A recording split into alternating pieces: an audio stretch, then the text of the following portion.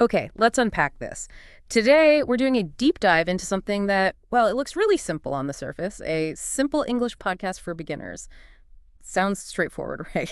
But trust me, there's a lot packed in here about, effective communication, learning design. It's fascinating. Our source is just a short description of this podcast idea and our mission to kind of peel back the layers, see what makes clarity and accessibility work so well, especially in education. Yeah, what's fascinating here, I think, is that this isn't just about learning a language. It's actually a brilliant little case study in making information truly accessible, period. We're going to look at how these seemingly obvious choices are actually really strategic and why that matters for anyone trying to share knowledge or even just trying to learn something new themselves. Absolutely. So let's kick off with the basics, the what and the who. Source says, listening practice. Okay, clear enough. But here's where it gets really interesting for me. It's specifically for A1, A2 level learners. Now, maybe not everyone listening is, deep into language teaching.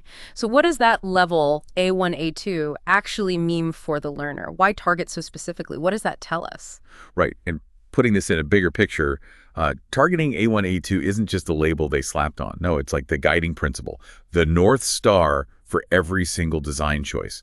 So A1, A2 learners, they're really at the foundation stage. They might get basic sentences, I like coffee, where's the station, stuff like that. But anything complex. Yeah. Abstract ideas, fast native speech, totally overwhelming. Right. Too much too soon.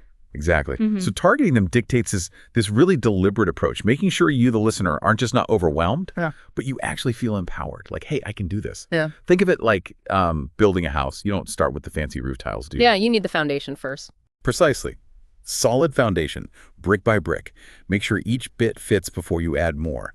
That careful scaffolding, that's what builds confidence. It stops that frustration that just makes so many beginners give up. That makes total sense. Specificity is key. Though I do wonder, focusing that tightly, A1, A2, does it ever risk getting, a bit repetitive? Or maybe limiting the range of what learners can tackle later on? That's a fair point. It's definitely a challenge. And maybe that's where the art comes in, right? You need enough repetition so they really get it.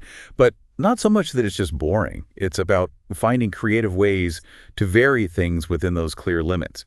And actually, that leads us right into the how, the specific design choices they mentioned. Exactly. So the source points to simple vocabulary and slow, clear pronunciation. You read that and think, well, obviously, almost ridiculously basic. But if it's so fundamental, why isn't it always done perfectly? Are there hidden challenges? Can you be too simple? Maybe does it sound patronizing? It does make you wonder. Yeah. Because it seems obvious. Simpler words, slower speech, less mental effort, right? Reduces that cognitive load. But what's really insightful, I think, is how often people creating content, even experienced people, they underestimate just how basic a beginner's voice line really is. Oh, okay. True simplicity isn't just, avoiding big words. It's this painstaking process of stripping away all your assumptions, making sure every single idea is built from the ground up. And that's, it's much harder than it looks. I can imagine. And the slow, clear pronunciation, that's not just being polite. It's literally giving the brain the processing time it needs. Time to sort out sounds, recognize words, connect them. Crucial milliseconds. Crucial. It's like clearing hurdles off the track before the runner even sees them. You clear the path so the actual learning, the understanding can happen. Right. Getting those obstacles out of the way. Okay, so that covers the sound and the words. But what about the content itself? They suggest topics. Daily life, hobbies, food, or travel. Again, seems pretty universal, almost instinctive choices. But why those things? Why not, I don't know, current events or science news? What's the logic there for learning? Well, what's fascinating here is how intentional those topic choices are. They're not just picked out of a hat. They're familiar concepts. Yeah. Things that give you, the learner, immediate real-world context for the new language. Ah, context. Okay. Think about it. When you're learning anything new, especially a language, it's way easier if you can hook it onto something you already know, something you can picture or you've experienced. Yeah, like a mental anchor. Exactly. If I start talking about quantum entanglement in a language you barely know, you're struggling with two huge new things at once. Yeah. The concept and the words. Forget it. Yeah. But if I talk about, say, eating pizza, boom, you instantly have a picture, a framework. These everyday topics let you connect the new language to your existing knowledge. your world. And that makes the new words stick much, much better. It leverages what you already know to speed up learning the new stuff. That makes so much sense, using existing mental maps.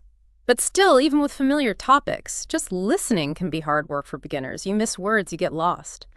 So what happens then? How do you check? And that's where this next bit comes in, right? The transcript. Seems like a small detail, maybe. Yeah, but if we connect this to the bigger picture, that short transcript is huge. It's a perfect example of using multiple modes, multiple senses to boost learning. Multimodal, right? It's not just a little extra. It actually transforms the whole learning interaction. Think about it. It helps visual learners, people who benefit from seeing the words. It reinforces what you hear. You can immediately check, did they say ship or sheep? Yeah. That instant feedback, invaluable for fixing your own mistake. Yeah, that self-correction loop. Exactly. And it lets you control the pace. You can pause, rewind, look at the text, listen again. It turns what could be just passive listening into something really active, layered. You're engaging more deeply. Honestly, it massively lowers the barrier to entry and speeds up understanding because you're using your eyes and your ears. Okay, so pulling all this together, we've looked at the audience, the simplicity, the topics, the transcript. What does all this mean for you listening right now? Whether you're, trying to learn Spanish or teach your kids something or just explain a complicated work project to your team, this simple podcast idea seems to hold some pretty universal truths, doesn't it? It really does. And this raises an important question, I think. How can understanding these principles, this design thinking, change how you approach information, both when you're consuming it and when you're creating it? It makes you appreciate, hopefully, that making something look easy and simple. Well, that often takes the most effort. It's the result of really thoughtful, deliberate design. Yeah, the swan gliding on the surface, paddling like mad underneath. Pretty much. It's about being intentional with your words, your pacing, the support you provide, all of it, to make sure your message actually lands, and importantly, that it sticks. It's appreciating that clarity. It's a skill you cultivate. It doesn't just happen. Wow. So, quite the journey we've taken from what looked like a really basic concept for a beginner's podcast. We've pulled out some, I think, really profound lessons. True simplicity, real accessibility in learning, it's not an accident. It's designed Yeah. carefully. Every piece, from who you're talking to the words you choose, the support you offer, it all works together. Absolutely. And what's fascinating here, maybe a final thought to leave you with, just consider the power of that intentional design in pretty much all communication. How could you apply these ideas? Clarity, knowing your audience, providing that support structure. How could you use those principles in the information you deal with every day? In your own life, whether you're writing an email, prepping a presentation, even just, explaining something tricky to a friend, remember those deliberate choices behind making understanding happen. And think about how you can get better at spotting them and maybe using them yourself.